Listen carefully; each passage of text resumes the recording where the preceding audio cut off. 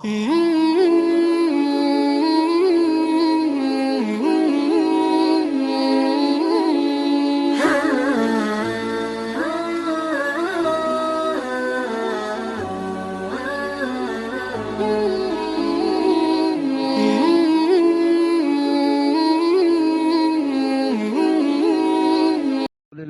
نحمده ونستعينه ونستغفره ونؤمن به ونتوكل عليه ونعوذ بالله من شرور أنفسنا ومن سيئات أعمالنا من يهده الله فلا مضل له ومن يضلله فلا هادي له ونشهد أن لا إله إلا الله وحده لا شريك له ونشهد أن سيدنا وحبيبنا وشفيعنا وسندنا ورحمتنا ومولانا محمدا عبده ورسوله أما بعد فأعوذ بالله من الشيطان الرجيم بسم الله الرحمن الرحيم إنما يعمر مساجد الله من آمن بالله واليوم الآخر وأقام الصلاة وآتى الزكاة ولم يخش إلا الله فعسى أولئك أن يكونوا من المهتدين وقال رسول الله صلى الله عليه وسلم من بنى لله مسجدا بنى الله له بيتا في الجنة أو كما قال. دا الله پزمکا الله تخوخ و غور زین جماعتون دی. ذکا یو حدیث پاک کی راضی چه خیر البقاع مساجدها، چه پزمکا کی بہترین زی اغا جماعت تے، و شرها اسواقها، او پزمکا کی خراب و گنده زی بازار دے. دا په اعتبار دا اکثر دی رونو چه اکثریت جماعتونا دا اللہ دا عبادت تا پارا جوڑ شوی، دا اللہ عبادت پکی کیگی او سجدے پکی لگی او تلاوت پکی کیگی او ذکر و اسکار پکی کیگی او نفلون پکی کیگی او اللہ پکی راضی کیگی.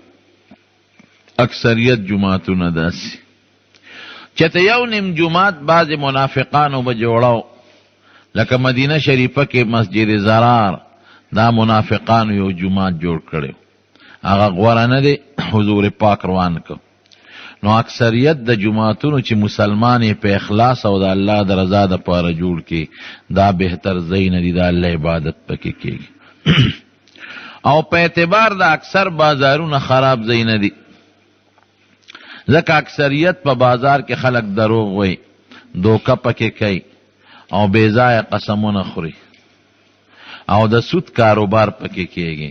کله کله بازارم خي چې سړی نیکی دکاندار او د شریعت مطابق سودا خرڅي، دوکه نه کوي، دروغ نه وای، بے ځای قسمونه نه خوري او سودی کاروبار نه کوي، نو دا بازارم خد بد نه دی.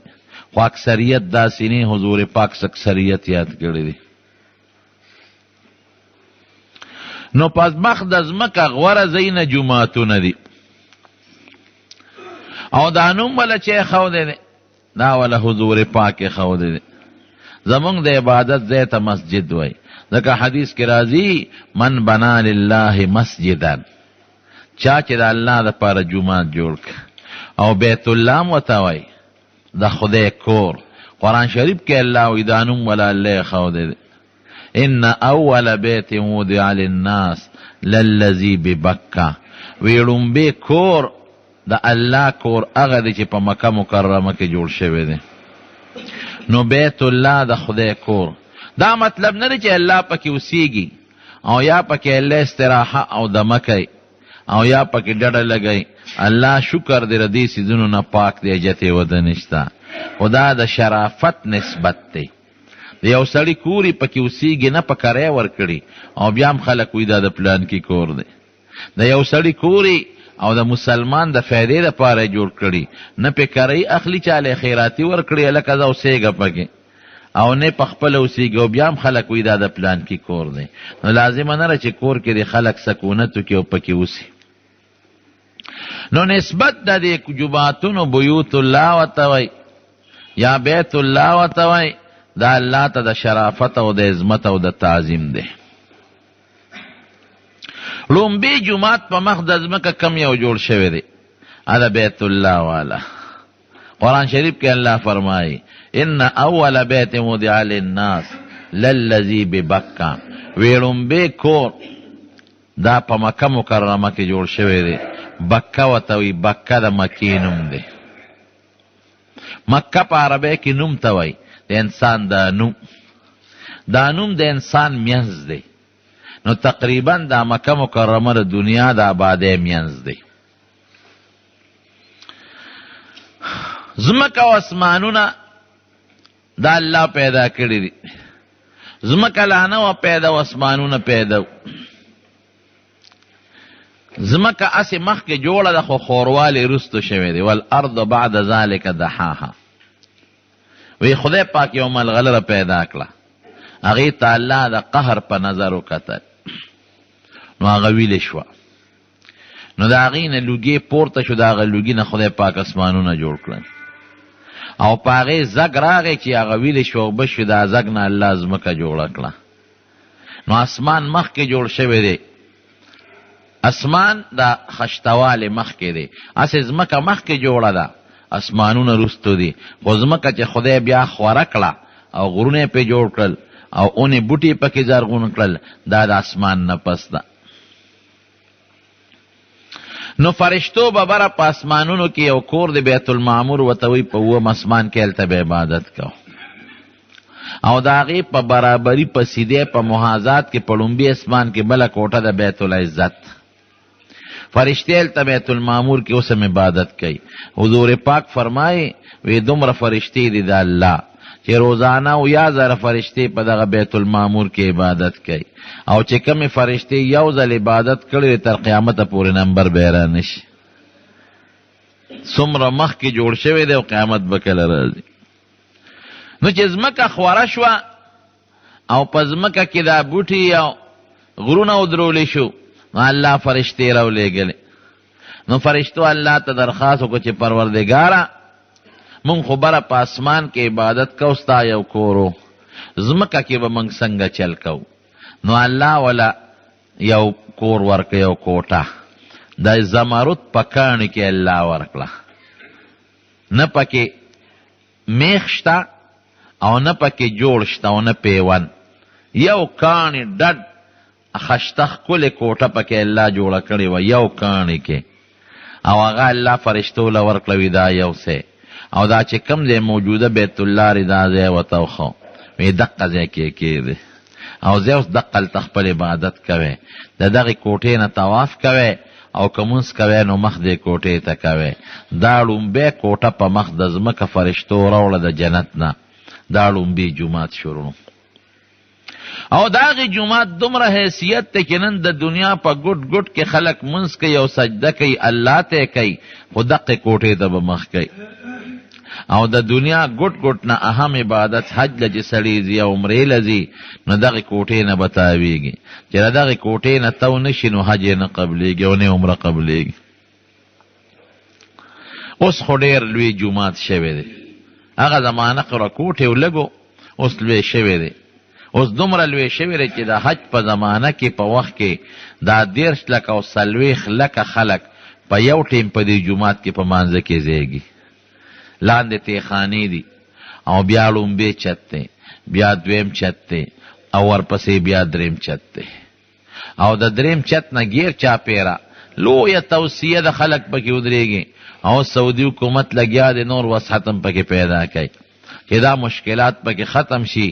ځکه بعضې خلک په دې سخت رش کې به بازار کې ودرېږي چې د بازارونو درېدل پکې ختم شي. نو لومبي جومات لومبي د خدای کور په مخ د ځمکه د بیت الله دی.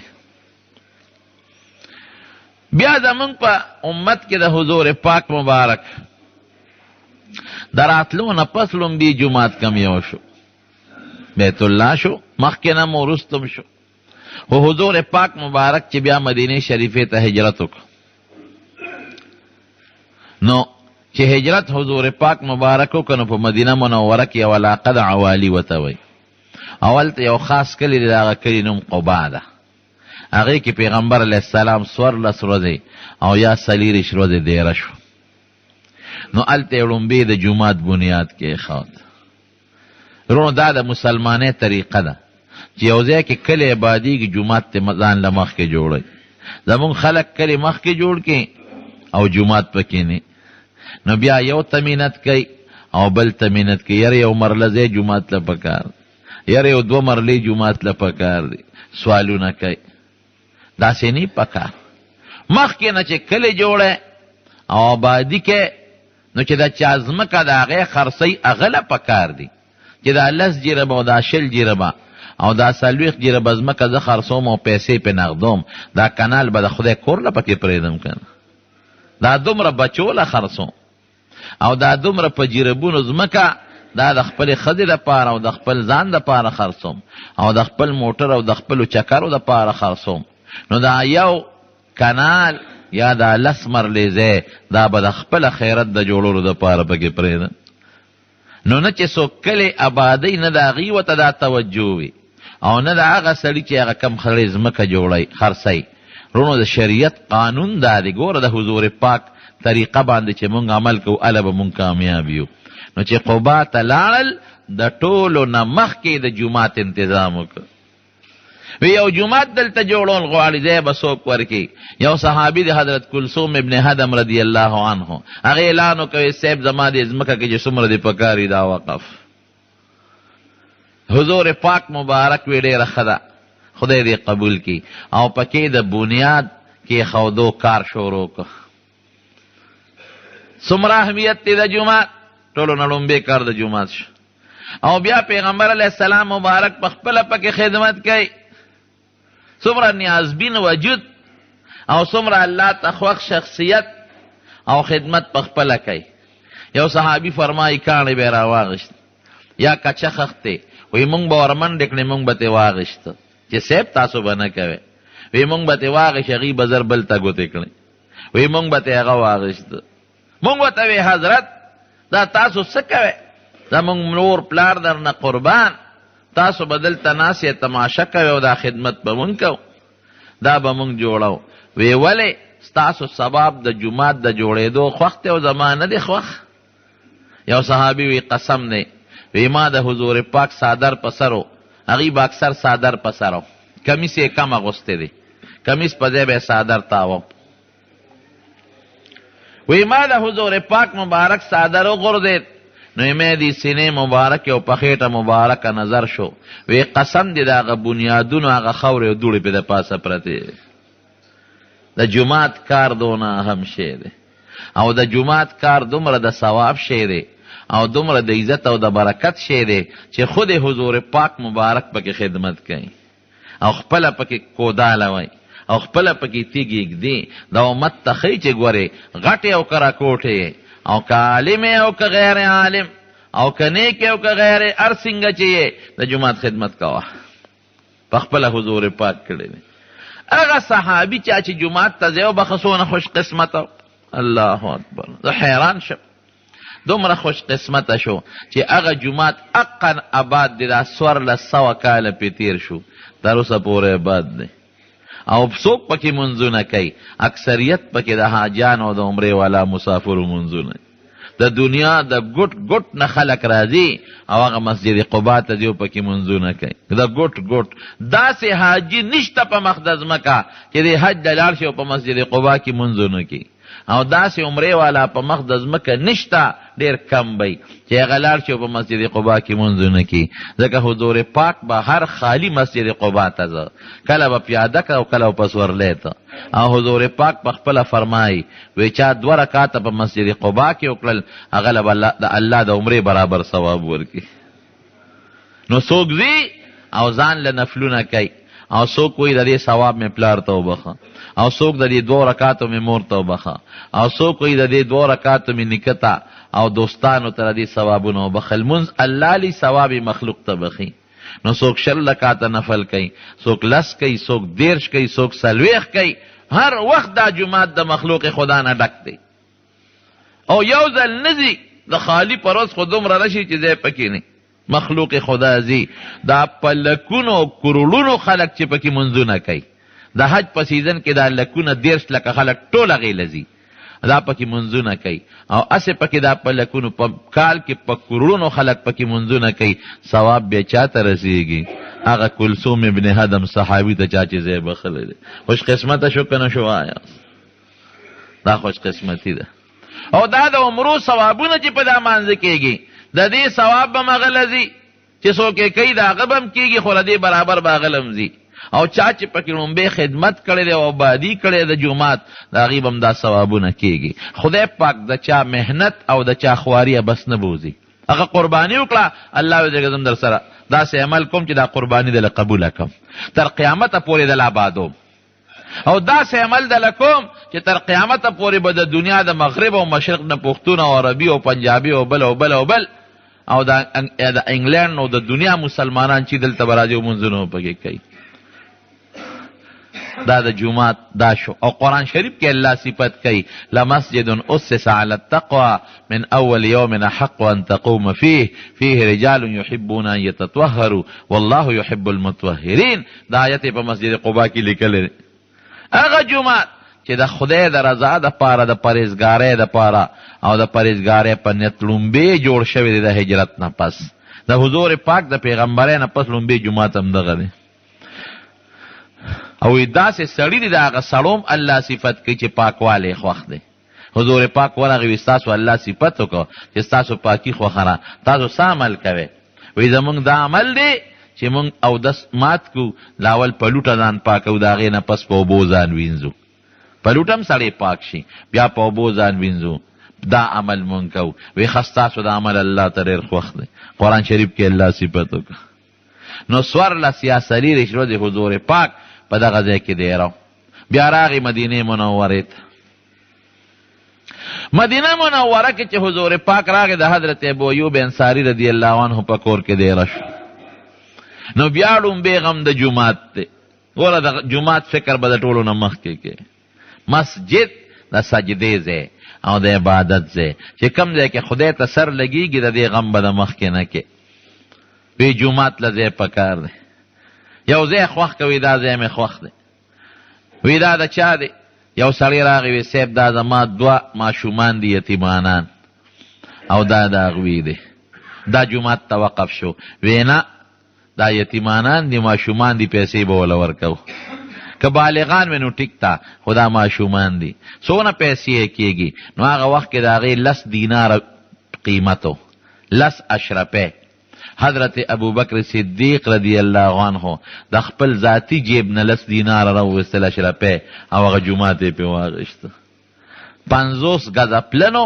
او 80 غزه اوږد دا لومبې د حضور پاک جمعات و مسجد نبوي ګوره حضرت ابو بکر څونه خوش قسمت دی نن هغه جمعات کې په لکونو 12 لکه خلق په یو وخت په هغې کې مونځ کوي 12 لاک دومره گنجایش جوړ شوی دی دا خو د هغې برکت دی که هغه جمعات نه وي دا فراخي به د کوم ځای نه راغلی وه او هغه ځای کې د حضور پاک منبر پروت دی او هغه ځای کې د حضور پاک محراب دی او په هغه ځای کې چې کوم هغه اغشتی دی په هغه ځای کې هغه مبارک ستنې دي او د جنت ځمکه ده او په ګاونډ کې د حضور پاک مبارک روزه شریفه ده دا هغه مبارک ځای دی دا ثوابونه دا په لکونو خلق چې پکې منځونه کوي او په رمضان کې او په حج کې او یو روایت کې ثواب د هغې د یو مونځ د نورو د کلو د زرو برابر دی او په بل روایت کې 50 سره نو یو مونځ په 50 سره قبلیږي. دا ثوابونو بچاته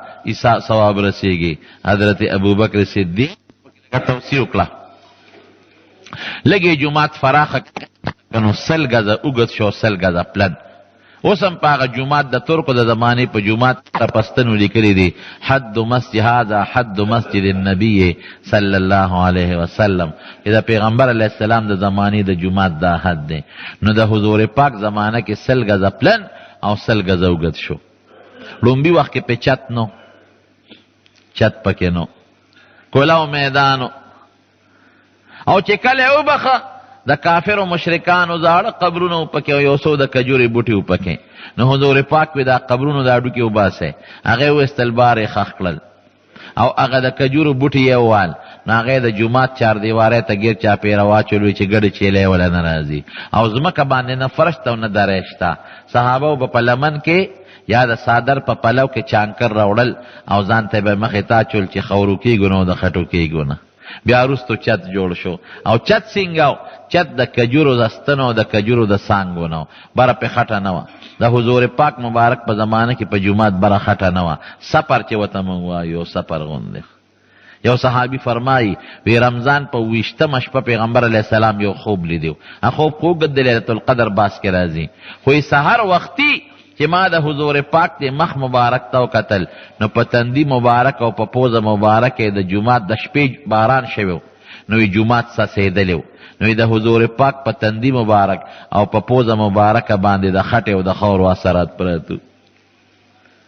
د خور او خټو جمعات لیکن سونه قیمتي جمعات د دنیا حاجان عمره له چلا شي الته دیری او څوک پکې اعتکافونه کوي او څوک پکې ختمونه کوي او تلاوت پکې شروع او درود شریف پکې شروع د عبادت یو لوی مرکز. بیا حضرت عمر ابوبکر صدیق رضی الله عنه چت ولا برابر کو ستنه ولا د کجورو د تنونه کړي بدل کړي والا او چته خشته کو. بیا حضرت عمر فاروق رضی الله عنه زمانہ کې هغه پکې څه تبدیلی ونکړه او چې حضرت عثمان رضی الله عنه زمانہ رااله نو هغه د صحابه میټینګ راوغوښته وی دا جمعات خشتخ کول جوړو او ذاتی پیسې په لګو. صحابه وینا وی دا پیغمبر علیه السلام زمانہ کې کچا او تبدیلی پکې مراواله همغه سه پریدا. هغه وینا وی هغه زمانہ کې د خلکو کورونه مکچاو نو جمعات هم کچاو. اوس د خلکو کورونه پاخه شو نو چې د خلکو کورونه پاخي او جمعات کچي دا د جمعات بیا ادبي ده. دا غوس پکاویر د جمعات کور مې د پوخه او جمعات مې د کچای کور مې د غټي او جمعات مې د رکوټي او کور مې د خشتي او جمعات مې د خشتنی وی دا بیا ادبي ده. جمعات به جوړوم خشتخ کله او دویم دا چې د بهر نه خلک راځي دلته د حضور پاک ملاقات لا زیارت مبارک لا نو چې د بهر نه خلق راشي دي کې نبی مسلمانان هم دي وی بچ داسې مسلمانان دي ردی داسې عبادت خانه داسې جمعات دی نو خپل کومه نو ذاتی پیسې په لګولې د بیت المال 1 روپے په نه لګولې او خياران خلق داسې وی زه په خپل ذاتی پیسې لګوم نو جناب د اټلی نه ولا کانی راوړل د اټلی نه کانی راوړل او جناب د برمانه ولا د ساګوان لرګي راوړو د دیار او د نختر نم قیمتي لرګي د ساګوان عربی کې ساج ورته وای. امام بخاری رحمت الله علیه په باب منعقد کړی دی. امام بخاری دا ثابت کړی دی چې جمعات کې ډول جوړول او جمعات خشته جوړول او بیا په هغه کانو باندې نقش و نگار کړو. دا ثابتې که یو سړی په خپل مال په جمعات کې نقش و نگارو کې او لرګي ولا خشته کې او پیسې په لګي او ډولې کې نو دا جایز دي. دا د حضرت عثمان د ټولو صحابه په مخ کې کړی دی او صحابه سره اخره کې ټول په متفق شوي خري کړی دی. هغه ډیر خشته کې جمعات مزیدار چت اعلی دروازې مزیدار او جمعات کولاو کسه نه ولا پوخ کو او خشته نقش و نگار او مزیدار نقشې په جوړ کړل. دا غي نه پس چې کوم بادشاہ راغلی دی نو په جمعات کې خپل وس کړی دی او جمعات یې ډولې کړی دی او نن سبا سعودي حکومت خفراخه کړی دی چې څومره د پیغمبر علیه السلام په زمانه کې د مدینه خارو دا غي په زمانه کې اقټول نن سبا جمعات ته په یو وخت پکې 12 لک خلک منځونه کول شي او ټول ایر کنډیشن دی او په دنیا کې داسې جمعات نشتا چې هغه د دومره غټ جومات او دومره ایر کنډیشن اعلی جومات په مخ د ځمکه بل نشته، داسې دی لکه د ډولۍ په شان. هر وخت دا خادمان لګي او دا ټوکړې و پورې مږي او داسې خشته ساتي، قالین ورلا هر وخت صفا ساتي او هر وخت یې مږي لاندې باندې او دا قمقمې او دا بلفونه او یو شان یخ د سړي پکې یخنه کېږي او درې چته لاندې د ګاډو د درولو ځای نه دي پکې او پکې غسلخانې بېشمار غسلخانې بې درې غار طرف ته د زنانو ځان له او د ښځو ځان له او د جومات نه ګیر چاپېره خشته فرش د کلو میدان ټول د چترونو ډک دی. داسې چترې پکې جوړې کړې دي مکمل یو شان ډک شوی دی. داسې چترې جوړې کړې دي چې کله سوري وي چترې راغونډې شي ستنې ترې جوړې شي لکه د منارو په شان نری او چې کله انور شي نو چترې په اټومیټک طریقې سره هغه ریموټ باندې په خپله کولو شي لاندې میدان ټول سوري وي. اعلی غسلخانې یو بوی په غسلخانه کې نشته، بد بوی پکې نشته او بې درېغه اوبه دي پکې، هم د لمبلو او هم د استنجا هم د چاره دامونو صفا پاکې ستره. دا د حضور پاک مزیدار جومات دی. دا دویم جومات شو د نبی علیہ السلام مبارک نه پس. دریم جومات بیا د هغې نه پس کم جوړ شوی دی، بیا په مدینه منوره کې جوړ شوی دی، مسجد د بنو حارثه. او بیا بل یو قبیله و مسجد بنو سلمه هغې ځان له خپل جومات جوړ کړ، جومات ته لرې وراتلی نه شو د پیغمبر علیه السلام په اجازت. او بیا حضور پاک مبارک نورو خلکو له اجازت ورکړه چې خیر دی که څوک لرې او مسجد نبوي ته نشي راتلی نو ځان له خپل خپل ځای کې جوماتونه جوړ کړي. رونو جومات جوړول ډېر لوی ثواب لري. حضرت عثمان چې پې دا زرګونه پیسې لګولې هسې لګولې، ډېر لوی اجر دی پکې او ډېر لوی ثواب دی. یو حدیث کې راځي من بنا لله مسجدا، چا چې د الله دپاره جومات جوړ که بنا الله له بیتا فی الجنه، او یو روایت کې بنا الله له مثله فی الجنه، جنت کې به والا خدای کور جوړ کی. او یو ځای کې راځي ولو کوقر قطات، وی اگر که د چنچنې د جال عمره ځای پکې جوړ ولې نه کی الله به جنت کې والا کور جوړ کی. زمونږ دا طالبان یو سوال کوي وی دې حدیث کې خو په یو کې داسې راغلل چې دې څومره کارو کې د هغې مثل به وله خدای هلته جوړ کړي. نو که یو سړي پکې د چنچنې د جال عمره پوټې غوندې کار وکړه نو دا خو ډېر لږ شی دی، په جنت کې به وله خدای دومره شی جوړی. علما لیکئ وی دا مماثلت او تشبیه په مقدار کې نه ده، دا په اخلاص کې ده. ستا څومره وس دی الله به خپل وس ته ګوري. تا خپل لږ وس وکړه الله به مغه خپل لږ طاقت هلته استعمال کړي. دا الله خو لوی طاقت دی، لوی وسې دی، نو ته خپل لږ ته م ګوره، د خدای هغه لږ ته م ګوره، د خدای هغه لږ به م ډېر شي. نو جومات جوړول ډېر لوی عظیم عبادت دی. هوښیار سړی هغه دی چې جومات ته ځمکه ورکړي یا ځمکه وقف کړي او یا جومات له ځمکه والي او یا د آبادۍ خدمت وکړي د کاڼو لوټو، تر څو چې په دې جومات کې منځ کېږي او د منځګزارو څومره ثواب کېږي، د دې منځګزارو به کمیږي نه او د هغې مثل ثواب به د هغه سړي کېږي.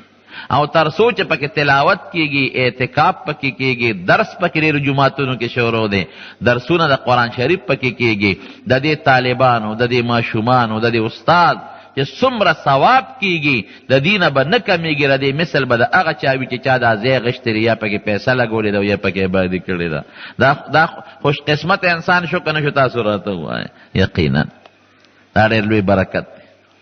بیت المقدس لوی جومات دی، دریم نمبر غټ جومات د بیت المقدس دی. اوس د کافرانو په قبضه کې دی، خدای پاک دې ذات کی. په شپېته جیربه کې دی، یو قول کې 4 شپېته چا تاریخ کې لیکلی دی او یو کې شپېته جیربه لیکلی چې دا جومات دی غټ. او د هغه جومات چې کم منبر دی هغه د کجورې د تنې نه جوړ شوی دی او عجیبه منبر داسې دی چې داسې جوړ شوی دی چې نه پکې جوړ شته او نه پکې میخ شته، د تنې نه یو شان منبر جوړ شوی دی. دا نه چې 2 تختې یو ځای شوي دي او میخې پې ټکوالی دی او یا پې د پاسه پوټین مګلی دی او یا پې شریش یا هغه کم شی دی چې هغه جوړ بند دی، ګیلو پورې کړې ده، ګیلو میلو پکې نشته، یو دی.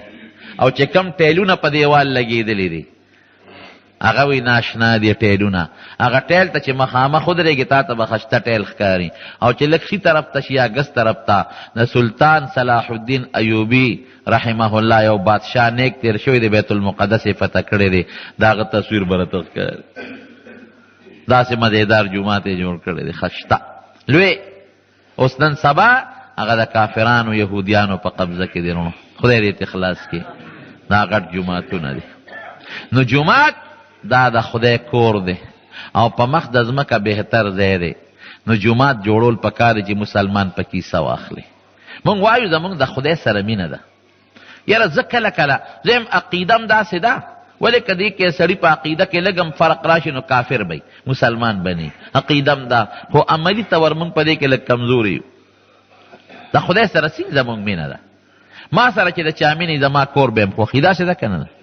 او زما بچي به م خوښي، او زما وروڼه تربوران به م خوښي، او زما خبرې به م خوښي، او زما پسې که څوک خبرې کوي هغه سړی به م بدي شي. دا قانون دی. نو چې د خدای سره د چا مینه نو الله به م خوښي، او د الله خبرې به م خوښي چې قرآن شریف دی، او د الله کور جومات به م خوښي، او د الله د دین خدمت کوونکي عالمان او حافظان به م خوښي. ما ته یو سړی وایي ته مې خوښ یې خو ستا بچي مې نه دي خوښ، دی زه نه یم خوښ. حضور پاک فرمایي، ګوره مثال به درکم. یو ځل حضور پاکو فرمایل وی فاطمه بزغه مني، وی فاطمه د ما د غوښې یو ټوټه ده. فمن احبها فقد احبني، چا چې هغې سره مینه وکړه ما سره یې مینه وکړه. ومن ابغضها فقد اغضبني، چا چې هغې سره بغض وکړه نو ما سره یې بغض وکړه. حضرت عباس رضی الله عنه یو وخت کې راغی او نبی چا عباس سره بغض وکړه ما سره یې بغض وکړه. نو چې حضور پاک دې خوښي د هغه بچي به دې م خوښي، او د هغه تره به دې م خوښي. نو چې ما سره مینه زما بچو سره او زما خاندان سره به دې مینه، نو چې الله سره دې مینه د الله کور سره به دې مینه، او د الله چې څوک د دین خدمت کوي عالمان حافظان هغې سره به دې مینه. ته وایې نه عالم سره خو مې دشمني نه مې دی خوښ، داسې ته د قصد وایې چې خدای تا سره مې مینه ده. د دین خبرې کېږي او ته پې تنګېږې. د دین خبرې خو د خدای او د رسول خبرې دي، نو چې د خدای او د رسول په خبرو تنګېږي هغې سره دې مینه نشته، نو ته د قصد وایې چې الله او رسول سره مې مینه ده. نشته. د خدای کور سره دې مینه ده، الله سره دې مینه شته، نو کور سره مینه. او که د خدای کور دې نه دی خوښ، خپل کور خو ښه خشته پوخ جوړی، او ځان له پکې قالین هم جوړی، او ځان له پکې خشته فومونه هم اچی، او د خدای کور کچه خیر دی. چې څه خبره شي مړه خیر دی کچه هم ښه دی، نو ځان له خدا نه وایي چې دا کور مې کچه هم ښه دی. زما په دې لږ جومات کې م ګزاره کېږي، نو کور دا خو نه وایي چې زما د بچي په دې عمر نه کې م ګزاره کېږي، چې د هغه د واده غمي مخکې وله د کورونو او د بنګلو انتظام کې. سبکتګین یو بادشاه تیر شوی دی، د هغه ښځې م وې او وینځې م وې. یوه ښځې سره ډېر زیات محبت، ډېر زیات، او ډېره مینه یې ورسره. نو دا خو فطري قانون دی چې څوک ګڼې ښځې وي او یو سره مینه کوي هغه نورې پې خپوي. هغه نورې بیبیانې رالې او دې سبکتګین بادشاه ته وایي چې ته دې یوې ښځې سره ولې زیاته مینه کوې؟ مونږ دې ټول یو شان خدمت کوو، مونږ دې قدر کوو، یو شان ستانه تاویږو او ستا تابعداري کوو او تا سره مینه کوو. نو هغې سره دې مینه زیاته مونږ سره کمه ده. ولې؟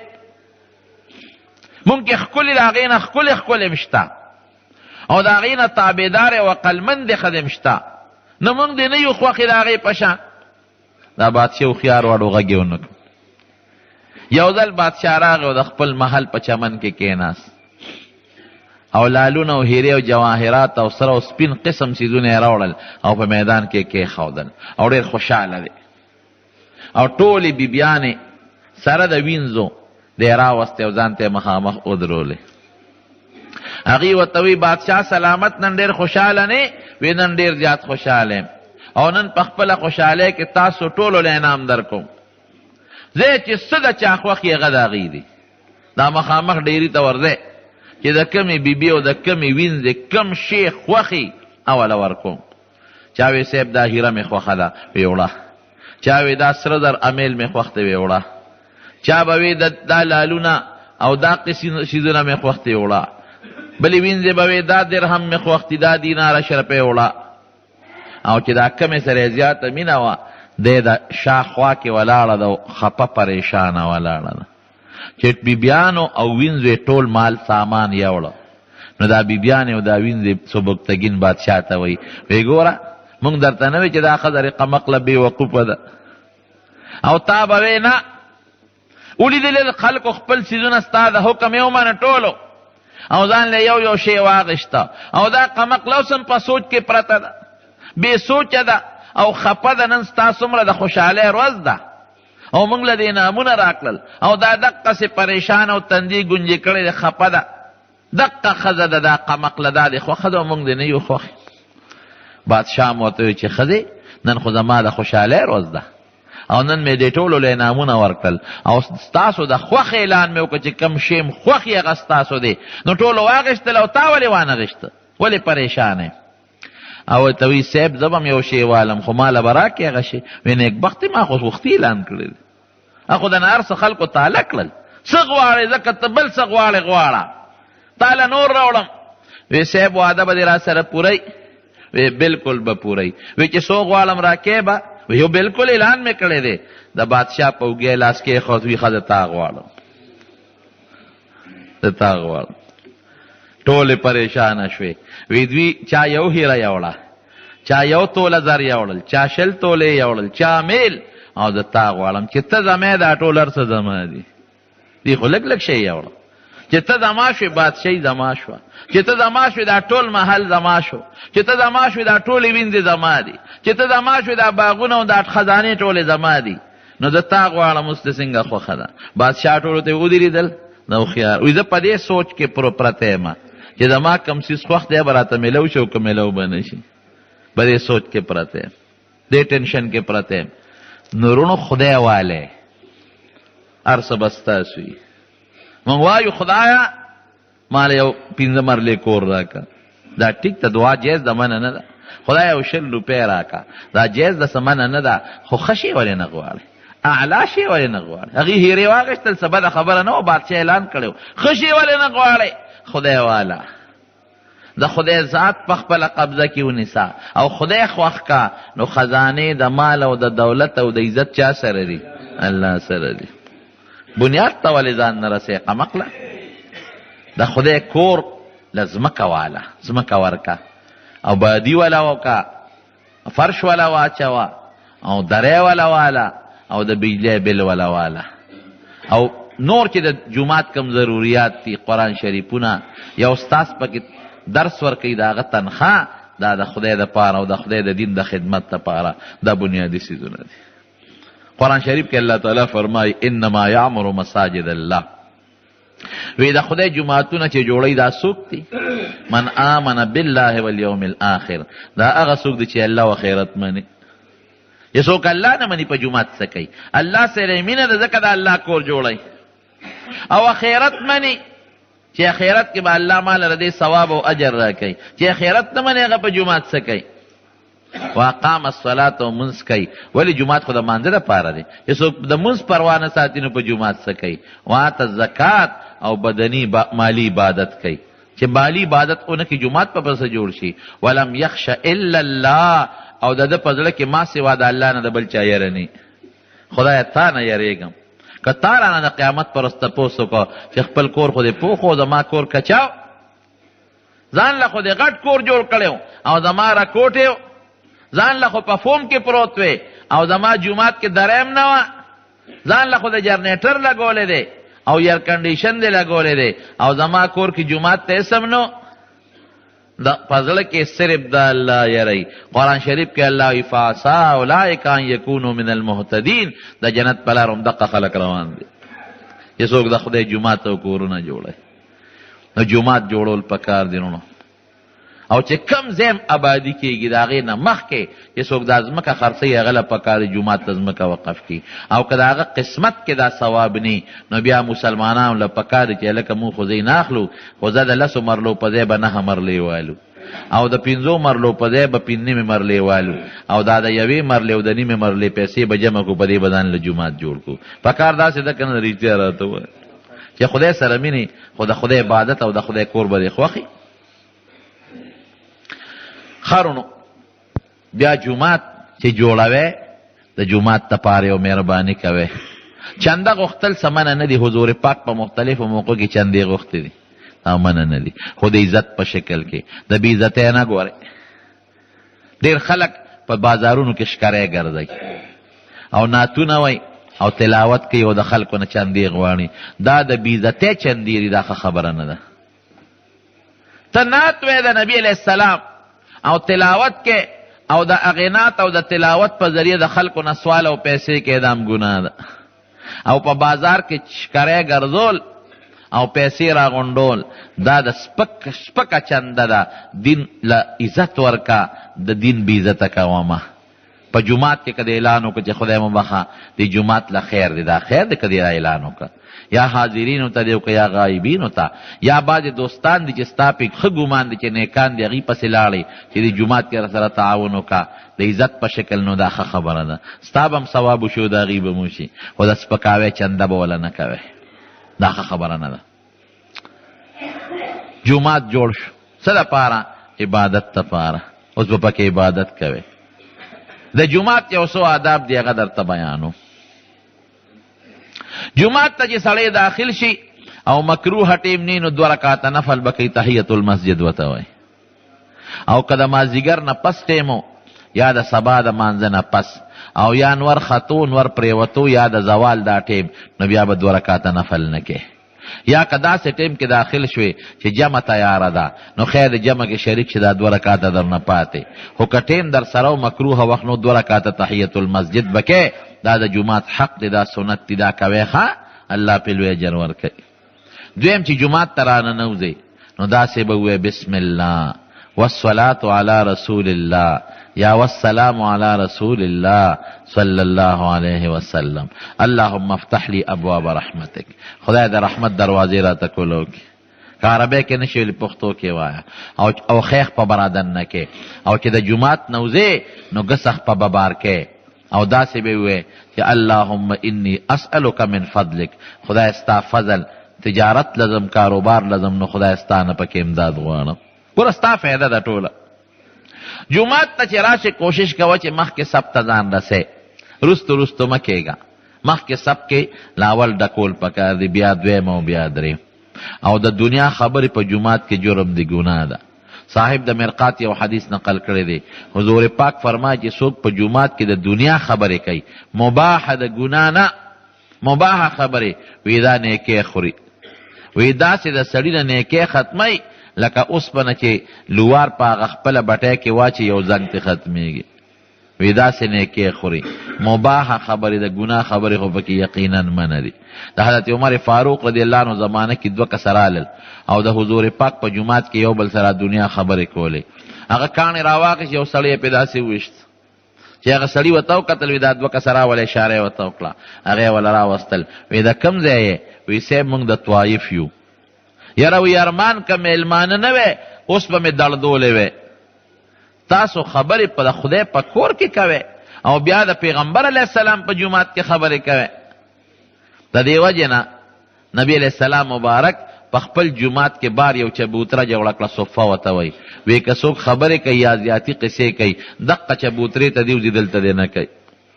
د جومات به د احترام کوئ، گپ شپ په پکې قطعا نه لګوئ. بعضې خلک جومات ته گپ شپ لراشي او جومات کې مشغولېږي. او بیا ډېره لوی عجیبه دا ده چې جومات کې د ګناه خبرې کوي، غیبت پکې کوي، یو بل پس د یو بل سپکه پکې وایي. دا ډېر لوی سخت جرم دی او سخته ګناه ده. نیکۍ ولې ځان له ختمې بې ځایه. او چې څوک په جومات کې د ګناه خبرې کوي، د هغه څومره دغه دی وبال دی د ثواب، چې عامې خبرې کوي بې ګناه نیکۍ ختموي، او چې د ګناه خبرې کوي نو فرشتې پې لعنت وایي، خیرې ورته کوي فرشتې. نو جومات د ګپ ځای نه دی، د غیبت ځای نه دی. چې راشئ وختي 2 رکعاته وکړه، او چې ټیم د سره نو تلاوت شروع کړه، قرآن شریف راواله. او که په ناظره نه درځي نو سوره اخلاص شروع کړه، ذکر و اذکار کوه، درود شریف وایه او ګوټ ته کښېنه. او که بل څوک خبرې کوي اشاره ورکړه چې وروره جومات ته مه کوه خبرې، دا د خدای کور دی. بدبویه شی به هم جومات ته نه داخلی، بدبویه. وی چې پیاز اخورې کچه یا کچه وږه جومات ته به نه راځې. که پخ کړي دي وي نو پخه بویې نه کوي، نو بیا خیر دی. مولانا شرف علي صاحب خپل خبره نورم سخته کړې ده، وی د شړشمو د تیلو ډیوه پکې بلې او د خاورو د تیلو بم نه بلې، ځکه دا بوی کوي. چا دې تپوس وکړه وی صاحب پخوا خو د شړشمو د تیلو ډیوې وې، اوس خو د شړشمو ډیوه نشته او د خاورو تیلو نه بغیر خو لاټین نه بلیږي، څه به کوو؟ وی هغه لیکي وی داسې کار وکړه چې یو سوړه جوړه کا، نو هغې کې شیشه ولګوه، نو لاټین پکې د بار نه ایږده او تیل پکې اچوه چې بوی یې بار دی او په هغه شیشه کې رڼا راځي. بعضې خلک نسوار راوړي جومات ته، د نسوارو ډبې را پلیت را دننه کي، نو څوک یې صاحب د پوړ لاندې ځان سره کېږي، ګوته یې راوړي د پوړ لاندې، لکه ګنده شی دی د جیب نه وباسي د مانځه په وخت کې او د خدای کور پې ککړی. دا ولې؟ څوک سیګرټ په راوباسي ډبې او لاندې به یې د پوړ لاندې ومنډي، او څوک به د نسوارو څښا ګوته په هغه قالینو درې پورې راکاږي. دا ګناه ده. جومات به پاک ساتي. د حضور پاک مبارک عجیبه دې حدیث ته غوږ کېدی نو زړه به پوره مطمئن شي.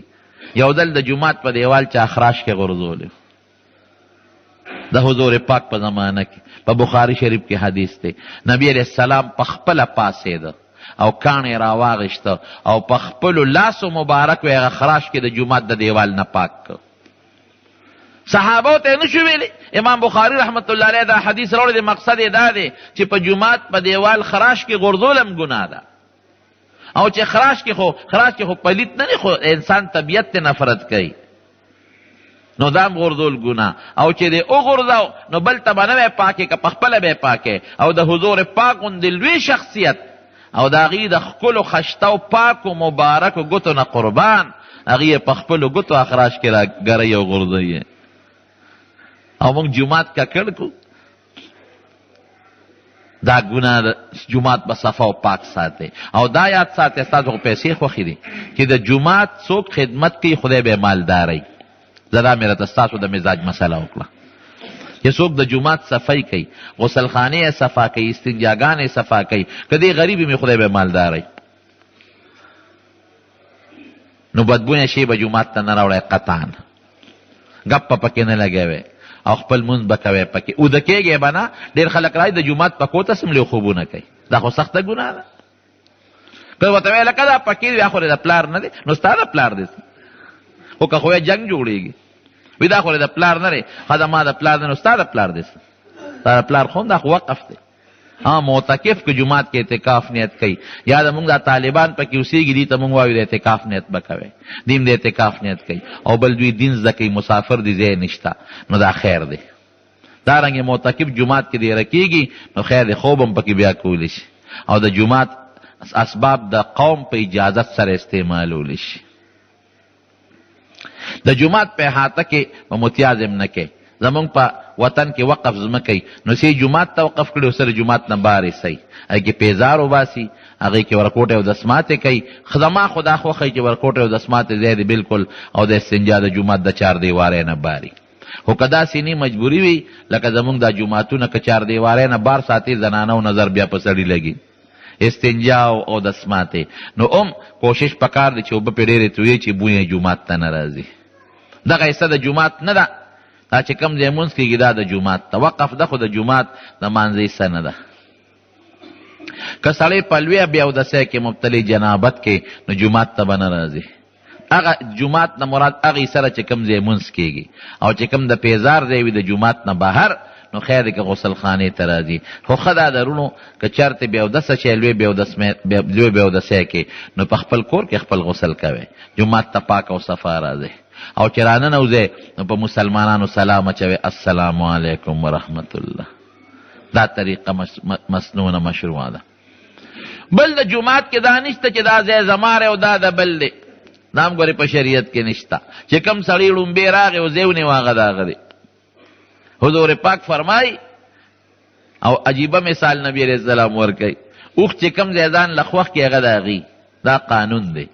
او که د اوښ په ځای کې بل اوښ راغی او سم لاس نو ورسره جګړه کوي، دا د اوښانو قانون دی، بل څوک نه بیا جګړه کوي. وی ځان نه اوښان مه جوړوئ، وایي یو ځای په جومات کې ونیسئ او بل څوک پکې کښېني او ته پې غوسه کېږي.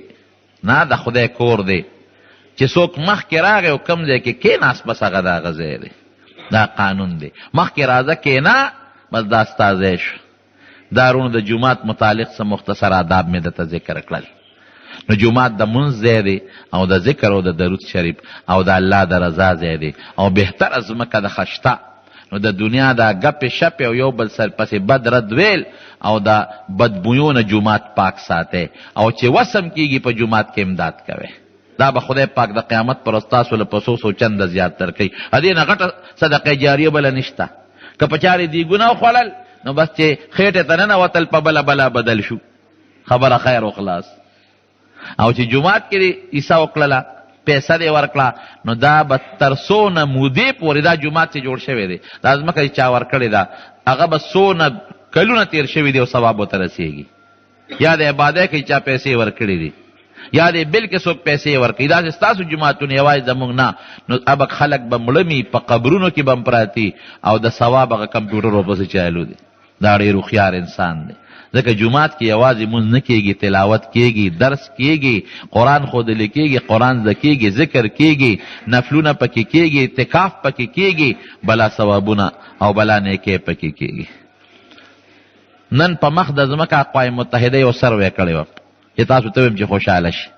یو سروې کړی وه نو هغې لیکلي وی په مخ د ځمکه 1.15 او یا عبادت خانې دي، مجموعه عبادت خانې د ټول خلکو. په دې 1.15 او یو عبادت خانو کې 50 لاکه د عیسایانو ګرجې دي.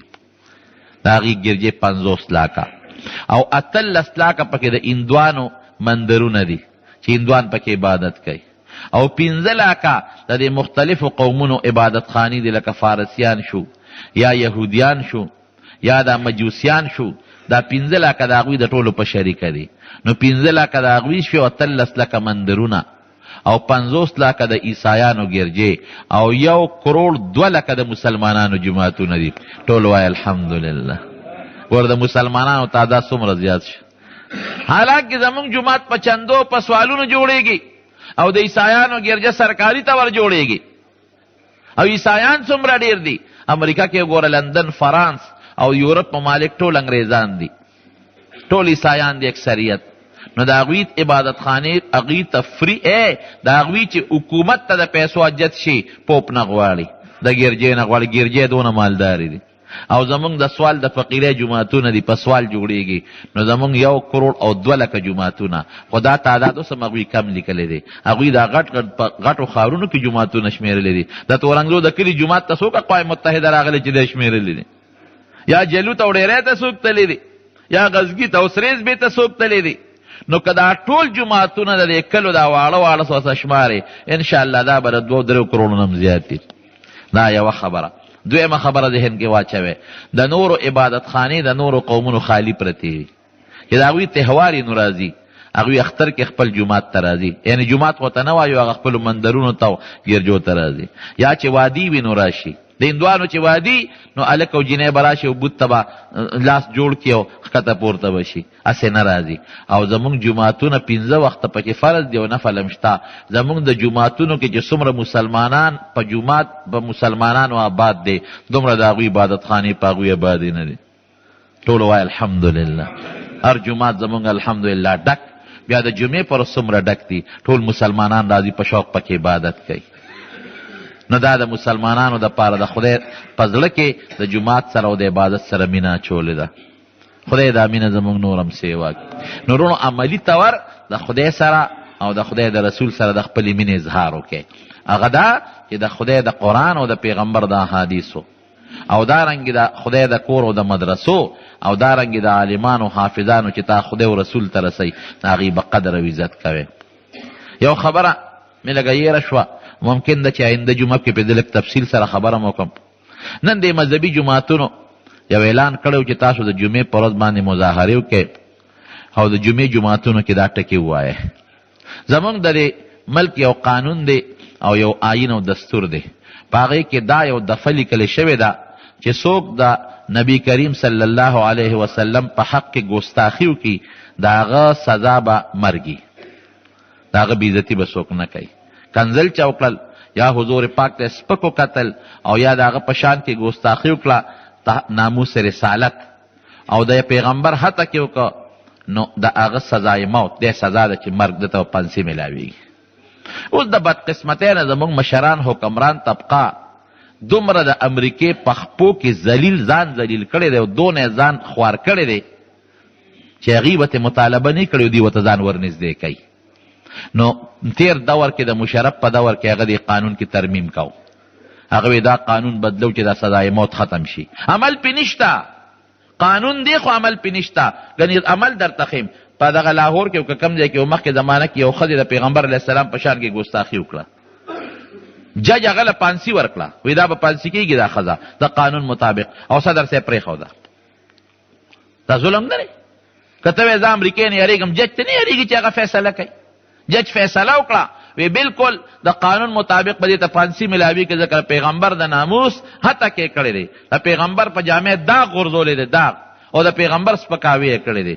لیکن صدر صاحب ته چې رحم درخواست وشو مفتو کې پرېښوده. صدر تا خو پرېښوده، خو د قیامت پر ورځ به پیغمبر علیه السلام سره څنګه سترګې ملاوې. نو دا مشرف کو پکې زور راغی، ورپسې د مذهبي خلکو قانون نه رسته شو. اوس بیا دی حکومت پکې نخرې شروع کړې، دې کې موږ ترمیم کوو، او که د پیغمبر علیه السلام په شان کې څوک ګستاخي وکړو نو موږ د هغې ته سزای موت نه دی پکار. نو بیا مذهبي خلک راووتل. نو اوس خو مې واورېدل چې حکومت هم اعلان وکړو چې موږ پکې نه کوو، او مې اخبار کې مو کتل چې صوبایي حکومت هم ویلي چې موږ به مخالفت کوو دې بل. خو بهر کې پیغمبر دی، د حضور پاک په موږ ډېر لوی احسانات دي. موږ دا دعوه لرو چې هغه محسن دی، موږ سره لوی احسان زموږ ایمان د هغې د برکت نه دی، زموږ دین د هغوی د برکت نه دی، او زموږ د ټول اعمال د هغې د برکت نه دي، او زموږ د سجدې د هغې د برکت نه دي. او دا دعوه لرو چې قیامت پر ورځ به هغه سره میلاویږو. نو ظالمانو، حکمرانانو، ای بدبختو، د خدای نه ویریږئ، اسم برباد یې، ځان نور ولې بربادوئ، ځان ولې ذلیلوئ. او په امریکا کې عیسی علیه السلام ته هغوی خدای وایي او څوک ورته خپل پیغمبر وایي، څوک د خدای زوی. په امریکې قانون وګورئ که نه، که تا ته امریکا وایي چې داسې وکړه، وایي ستا قانون کې خو دا شته چې د عیسی علیه السلام څوک سپکه وکړي نو سزا یې موت. نو زما پیغمبر هم څوک سپکه وي، زه هم دا قانون چلوم. ته خپل نه بدلې، په مې بدلې. هغې ورته نه وایي، دا موږ ورته ځان جارو کښ د ځان جوړ کړی دي، زموږ مشر جوړ کړی دي، او نور پکې لږې دفې دي چې هغه کې ګوتې وهئ، نور وهئ چې سم خوښئ. خدای ته وګورئ، د پیغمبر ناموس سره ټوقې مه کوئ، د پیغمبر په جامه داغ مه لګوئ، د پیغمبر ته به د قیامت پر ورځ سترګې څنګه لګوئ. ظالمانو خدای نه یېرېږي. نن په ټوله دنیا کې دغه احتجاج دی، او موږ خو څه نه شو کولی. موږ به څوک احتجاجونه وکړو، جلسې وکړو، جلوس به وکړو، څه به وکړو، خو بهر کې یو حق جوړېږي د خپل ښکلي پیغمبر په موږ چې زړه کې موږ په دغه څیز د نفرت اظهار وکړو، او حکمران طبقې ته دا موږ ورسو چې ګورې دا څیز دی موږ قطعا نه منو. که ته کې خدای به دې ذلیله کړي، الله به دې رسوا کړي. بهر کې خو اورېدل چې هغې هم د خپل دغه نه مړه چغې مو جوړې کړې، سړیا ټیپونه تاسو هسې غم جوړ کړی. اطمینان سره کښېنئ، موږ او تقریر هم ګډ وډ کړي، خلکو توجه هم بل خوا شي. نو تاسو دا مهرباني دا چې خدای رسول پورې ټوقې مه کوئ، خدای به مړه ونیسي بیا به څه کوئ. نو بهر کیف دا زمونږ ایمان دی چې د پیغمبر علیه السلام تقدس او د هغې عظمت زمونږ د ایمان نښه ده، او چې څوک په دې کې ګوتې وي دا به د اسلام نه خارج وي. حکومت مرکزي هم رسو شوی دی، نن خو د صوبایي حکومت بیان هم ما ته ښه ښکاره شو، لکه هغې هم دا ویلي دي که هغوی بالفرض دې کې ګوتې وي موږ هم احتجاج کوو. ښه خبره ده، دا ښه اقدام دی. او عام مسلمانان دې کې د پارټۍ نه هټ کر بالاتر پارټي زمونږ وروسته او پیغمبر هم مخکې دی، پارټي لیډر هم وروسته دی او رسول الله مبارک د هر چا نه بالاتر، د خپل ځان نه، د خپل پلار نه، او د خپل بچي نه به هم زیات محبت او مینه به ورسره لري. خو خیر افسوس راځي په دې ظالمانو حکمرانانو. دا یو ښځې د پیغمبر علیه السلام هڅه وکړه، نو ستا غاړه خو دې خلاصه را، جج پانسي ورکړه، مردار یې که دغلته چې نیکنامي دې راشي. نو پرېږدې ښه، دا څومره ظلم دی. دعا وکړئ چې الله زمونږ په حال رحم وکړي، الله مونږ د فتنو نه وساتي، خدای زمونږ ایمان مضبوط کړي، زمونږ د جماعتونو حفاظت وکړي، زمونږ د مدرسو د حیا او د عزت او د عام مسلمان حفاظت وکړي. خدای زمونږ په زړه کې د خپل ذات او د خپل حبیب مینه نوره سیوا کړي. الہ العالمین څوک چې د پیغمبر علیه السلام د ناموس او د هغې د عزت حتی کې ځمکه پرې ډکه کړي، ته تباه او برباد کړي، او چې انګریزان خوشحالي خدای ته انګریزانو سره ملګري کړي، او زمونږ دا وطن ته خلاص کړي. الله زمونږ د دې ملک نه او خدای د افغانستان نه او د عراق نه د دې ټول اسلامي ملکونو دا کافر پلید ذلیل او رسوا وباسئ او د مسلمانانو ملکونه ته خدای په خیر خالي کړي. العالمین زمونږ په دې وطن کې د قرآن او د سنت نظام راولي. خدای زمونږ د حکمران طبقې سوچ مکې او مدینې ته کې او سوچ یې د قرآن او د احادیثو مطابق کې. العالمین زمونږ په حال رحم وکړي، مریضانو لم شفا ورکړي، که څوک قرضداران یې قرضونه اخلاص کړي. زمونږ د جمع یو ملګري د شیرپاو د هغه والده مور وفات شوې وه، نن جنازه وه، راحت صاحب هغې ته دعا کوي چې خدای پاک یې مغفرت نصیب کړي او نور چې څومره مردگان وفات دي خدای پاک دې ټولو بخي او موږ ته خدای د ایمان او د اسلام د هدایت زندگی نصیب کړي. اخر وخت کې په خپل دا کلمه نصیب کړي چې لا اله الا الله محمد رسول الله. ګرانو محترم اوریدونکو، د شیخ الحدیث مولانا محمد ادریس صاحب دا 427 نمبر کیسټ ډک شو. په دې کې تاسو د مساجدو متعلق بیان واورېده. دا به تاسو ته پېښور ښار کې بیرون کچرې ګیټ اشرف روډ سره فقیر خان ناصر خان کیسټ هاوس کې د ناصر خان او حیدر خان سره ملاویږي. د دې نه علاوه د شیخ الحدیث مولانا محمد ادریس صاحب د هر جمعې تقریر به هم تاسو ته د دې دکان نه ترلاسه کیدی شي.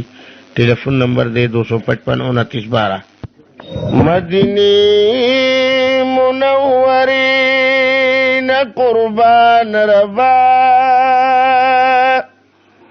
او د نبی پاک د روضې نه قربان ربا نو ګرځېدلې دلته حضرت محترم دې هغه لار یو کوڅې نه قربان ربا جنتونو نه مې خوښه مدینه ده د دې خپلې عقیدې نه قربان ربا نو نن جنت کې متصل جنگلی سریما د نبی پاک د جنگلی نه قربان ربا مدینہ منوره پنور مامور دا د حضور د نور شغلی نه قربان ربا محمد امین پکوزو سترگو جاری ستا د هر کرشمی نه قربان ربا ګرځېدلې دلته سرور عالم دی هغه لار یو کوڅې نه قربان ربا نو جنتونو نه مې خوښه مدینه ده د دې خپلې عقیدې نه قربان ربا جنتونو نه مې خوښه مدینه ده د دې خپلې عقیدې نه قربان ربا نو نن جنت کې متصل